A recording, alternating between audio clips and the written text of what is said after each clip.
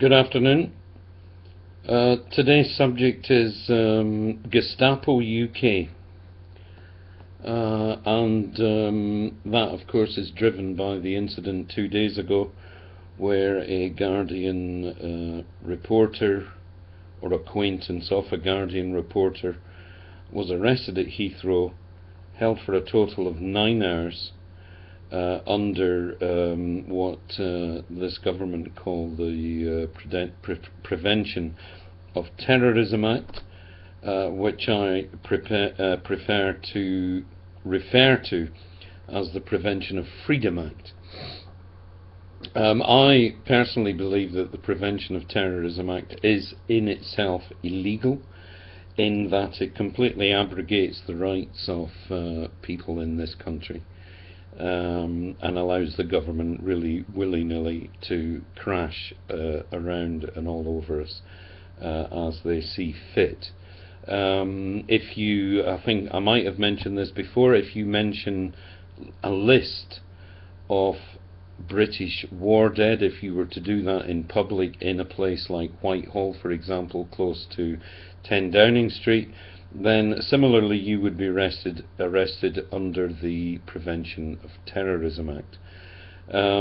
This chap who was arrested at Heathrow stated or claimed afterwards that during his interrogations and questioning by the Gestapo, he at no time was asked any questions relating to terrorism.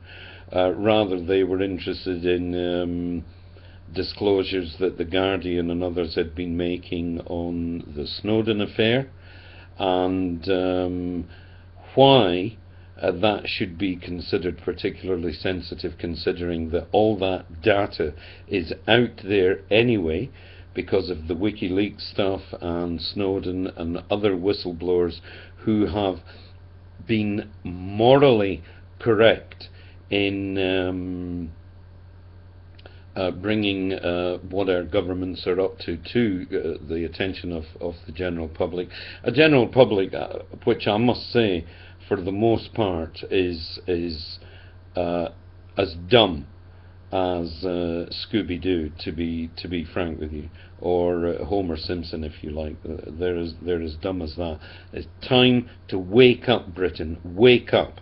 Now, in the light of Snowden revelations, WikiLeaks, etc., etc., it has come to the fore that the UK's GCHQ, the intelligence gathering guys, it's come to our attention that they have been piggybacking with the American PRISM system, that's the NSA, and that means that on Sunday television a couple of weeks ago, William Hague stared into the lens of a camera and lied outright by, in fact, saying words to the effect that Britain wasn't doing things like that.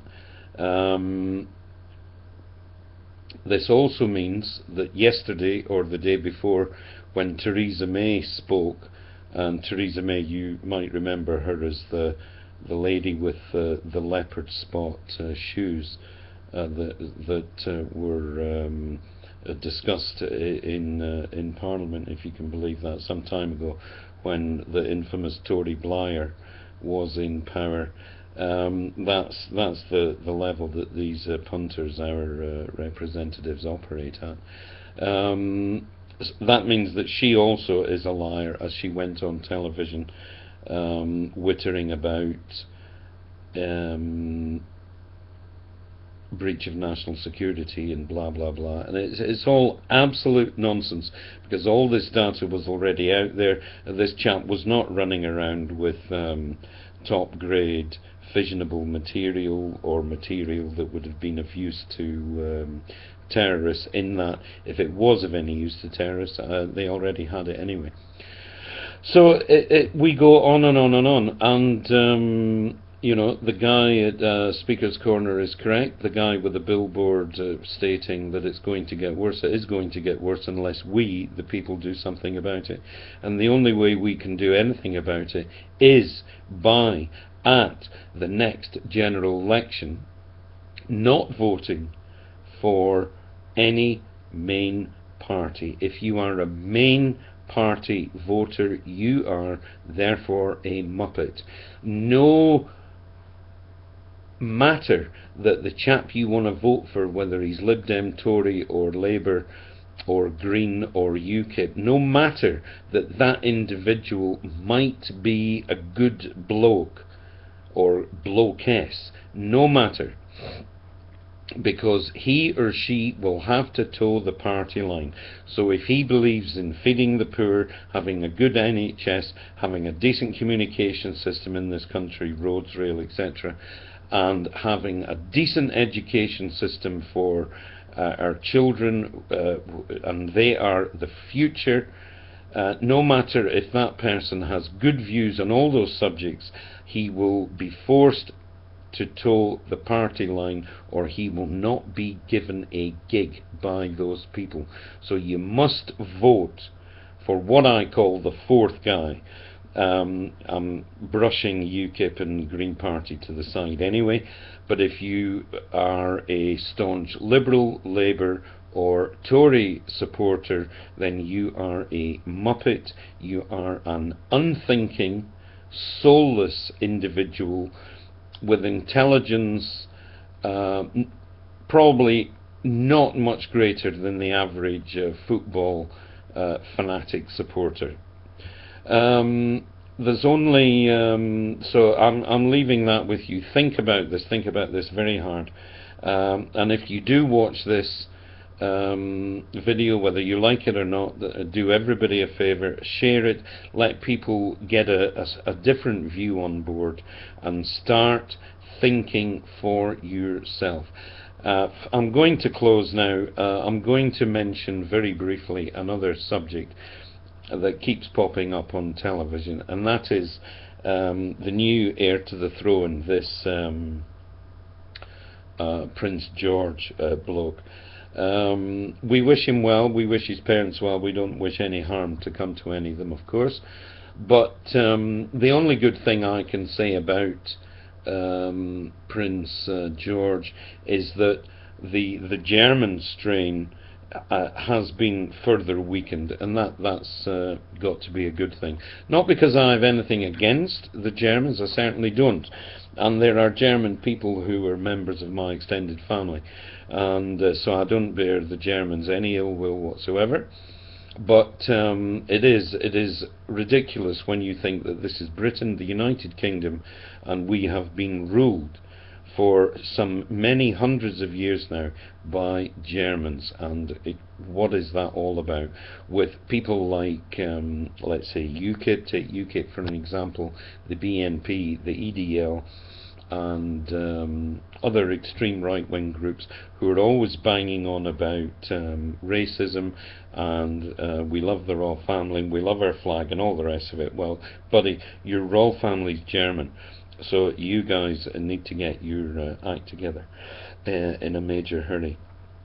Now, the thing specifically I wanted to mention about Prince George is Willie did his first official picture shoot, an interview on Prince George, who is now about a month and a few days old, I think.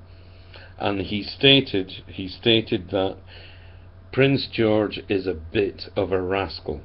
Well, I would like to say that that statement is a bit of bullshit, because no matter we've all of us who have had children and brought children up and been close to them and seen them and been with them from birth through their early weeks, early months, etc., etc., you cannot, under any circumstances whatsoever, state that a 1-month-old child is a bit of a rascal. It's just yet more wish-wash and flap about crap, and for me it's up there with the One Direction stuff, for example. I mean, why would anybody be into One Direction? But it's this kind of bullshit coming from Prince William is directed at the mindless British population who will ooh and ah and goo goo and gaga and oh, Prince George is a little rascal. Well, I'm sorry guys, he's not. William also went on to say that he reminded him of either himself or his brother.